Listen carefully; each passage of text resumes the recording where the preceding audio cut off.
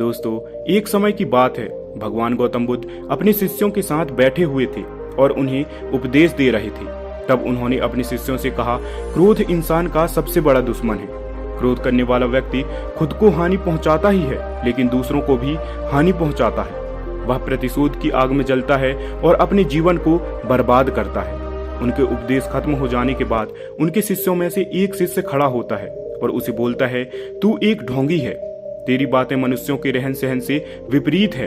तू जो भी कहता है उसे अपने जीवन में अनुसरण नहीं करता और दूसरों को ये सब करने को कहता है। जब उसका वह शिष्य गौतम बुद्ध को उल्टी सीधी बातें कह रहा था, तब गौतम बुद्ध ने कोई प्रतिक्रिया नहीं दी और वे शांत बैठे थे।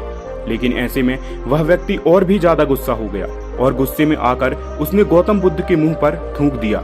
इसके बाद भी महात्मा गौतम बुद्ध को गुस्सा नहीं आया और वे शांत थे। उन्होंने अपने चेहरे से थूक को पोंछा और चुपचाप बैठ गए। ये सब देखकर उस शिष्य को समझ नहीं आया कि वह क्या करेगा। गुस्से में आकर वह उस जगह को छोड़कर चला गया और अगले दिन अपने घर पहुंचा। जैसे ही वह अपने घर पहुंचा, तब उसका दिमाग शांत हो चुका था। दिमाग के शांत होते ही उसे इस बात का एहसास हुआ कि उसने कितनी बड़ी गलती की है। वह खुद को मन ही मन कहने लगा, ये मैंने क्या कर दिया? मैंने महात्मा गौतम बुद्ध का अपमान किया है। ऐसा पाप मैं कैसे कर सकता हूँ? मैंने बहुत बड़ी गलती कर दी। मुझे जाकर उनसे माफी मांगनी चाहिए।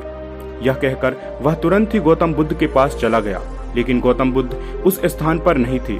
ऐसे में वह शिष्य जगह जगह भटककर उन्हें खोजने लगा। जैसे ही उसे महात्मा गौतम बुद्ध मिले तो वह उनके पैरों पर गिर गया और उनसे कहने लगा, मुझे माफ कर दीजिए। मुझसे बहुत बड़ी गलती हुई है। मैंने आपका अपमान किया है। मैंने यह बहुत बड़ा पाप किया है। ये सब देखकर महात्मा गौतम बुद्ध ने उनसे कहा, शांत हो जाओ। क्या बात है? मुझे बताओ, तुम कौन हो? गौतम बुद्ध के ये प्रश्न पूछने से शिष्य चौंक गया। वह सोचने लगा कि महात्मा गौतम बुद्ध मुझे कैसे भूल सकते हैं? मैंने तो उनका अपमान किया था। ये सोचकर उसने महात्मा बुद्ध से पूछा, मैं वही शिष्य हूँ जिसने कल आपका अपमान किया था और आप इतनी जल्दी मुझे भूल गए? महात्मा गौतम बुद्ध ने उस शिष्य से कहा, हमें कल की बातों को कल में ही छोड़ देना चाहिए। वह अच्छा हो या बुरा, उसके बारे में बार बार विचार नहीं करना चाहिए। मैं हमेशा बीती हुई बातों को पीछे छोड़कर आगे चलता हूँ और ऐसा ही हम सबको भी करना चाहिए।